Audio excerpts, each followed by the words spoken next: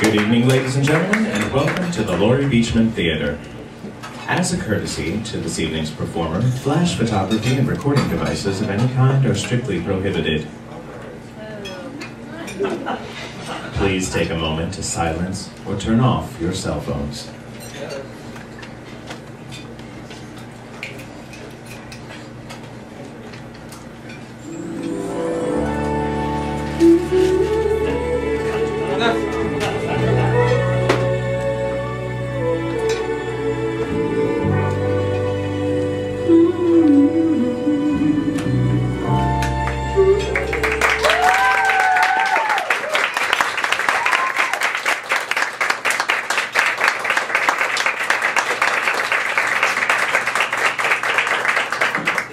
Muffin is the name of our very first cat.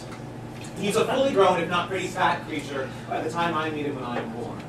We live in a charming two-story suburban home on Banbury Court in Northville, Michigan, a suburb of Detroit, which is the birthplace of soul. My big brother and I, 7 and 3 respectively, lie on our backs, wearing our Oshkosh Bagosh play clothes, while Muffin gives us new hairdos with his paws and his tongue. Then for the next half hour or so, we wander about the house and show off our new stylings to whomever will take notice and remark what a talented and smart cat we have. It's fun. They say that your drag name is supposed to be the name of your first pet and your mother's maiden name combined. And that would make my drag name Muffin Coffee. Which is almost enough to make me want to be a drag queen in and of itself. It's a family gathering, which means one thing. I have an audience. How my 5-year-old self will regale them, dancing to the sounds of the carpenters atop the wooden floors that adorn the foyer.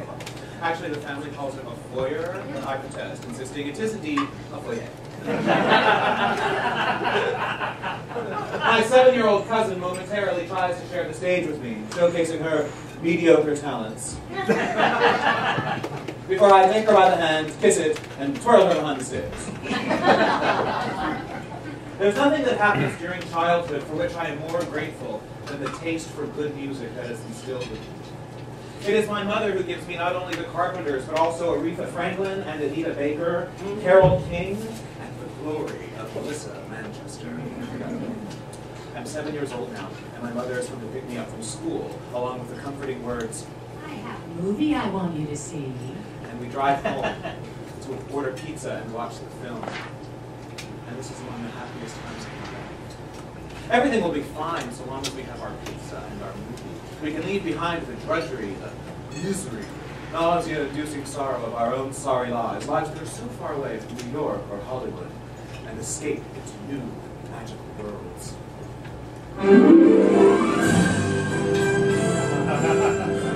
The opening credits begin in a whirl of music and technicolor. My mother opens the Domino's box and sets 2 slices, one for each of us, atop her china plates.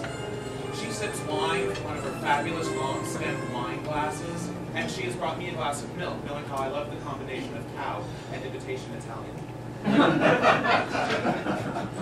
She sets forks and knives upon the coffee table, and we use folded paper towels for napkins. And I feel special. It's rare that she allows us to eat anywhere other than a proper table.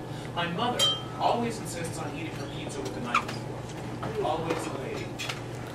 I'm proud of this. I bite into my pizza, and this lanky girl in a leopard print coat waltzes across the circle.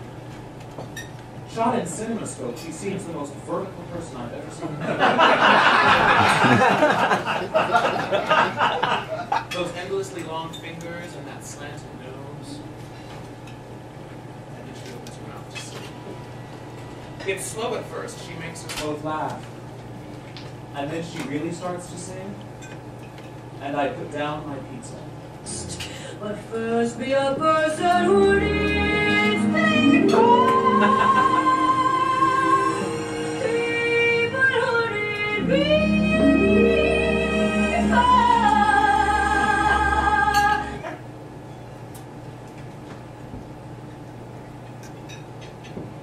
The Earth has momentarily ceased its rotation, and the clouds have parted to make way for a new being. familiarity to her voice, like something I first heard in the womb, surrounded by embryonic fluid and oddities, a voice to cry with and how I will in years to come. A voice like a warm blanket I remember from my infant crib, or my stuffed giraffe who protected me through the dangers of a cold night. Her voice floods the house, the room, the neighborhood, the whole world over. She has reached inside of me and pulled to the surface that which I have always known to be true. I am the greatest star. All of the anger and passion and determination that boils within her resides within me also. She knows what I've always known about myself, and she dares to sing it. It's so extraordinary to singing, even. It's just truth, pure, and it emits from every pore of her tiny body. Try the sky, that'll be me. I rush to the record cabinet, and I start pulling back cover after cover. This chameleoness woman, superpower put on this earth to save us all. And she takes on so many different forms and hair colors. The woman I see staring back at me from the cover of My Name is Barbara 2 couldn't possibly be the same woman on the cover of Wet.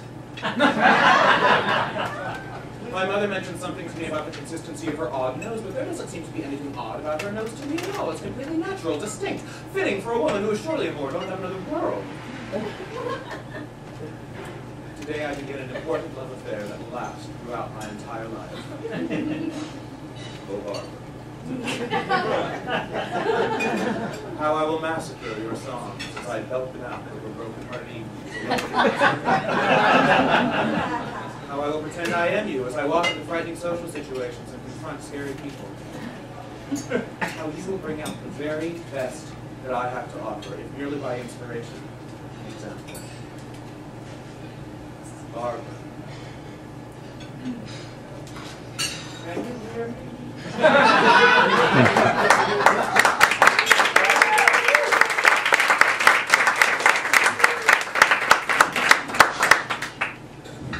I'm 9 now. I'm waiting at the back of our new 3-story country chateau in Wobegon, Columbus, Indiana, since we moved. My dog, Nick Arnstein. We sit in a canoe, which we paddle from the middle of our lake. My dog glancing over the side of the vessel to watch his own reflection ripple in the water.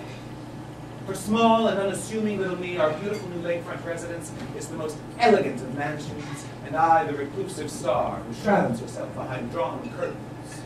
Whenever a car drives past the front, I'm certain that it is a tourist who has obtained a copy of the map of the movie stars. Whenever it's a bus, I know that it is a tourist on a tour of the homes of the rich and famous, with a paparazzi come to snap my photo. As I go about mundane things like sunbathing the nude or plant my garden, I'm highly suspicious of all helicopters. I elegantly descend the stone steps in the backyard of my palatial estate, wearing my mother's black patent leather boots, the ones with the 3-inch heel that make me feel like Princess Leia. There's an imaginary audience assembled on the front lawn, and I can hear the applause seeping through my headphones, which emit Barbara Streisand's One Voice cassette. When I begged my mother for that very afternoon at Target. The sun is just going down over the lake, and I can see the stage lights and feel the dry ice. I lip sync all of the lyrics to Somewhere, as in my fabulous back boots, I stride all about the backyard, which has transformed itself into my makeshift stage. I am just like Barbara. Descending the stone steps in the backyard of my palatial estate, to which I have invited several hundred of my most intimate acquaintances to watch me give the concert. For charity, of course.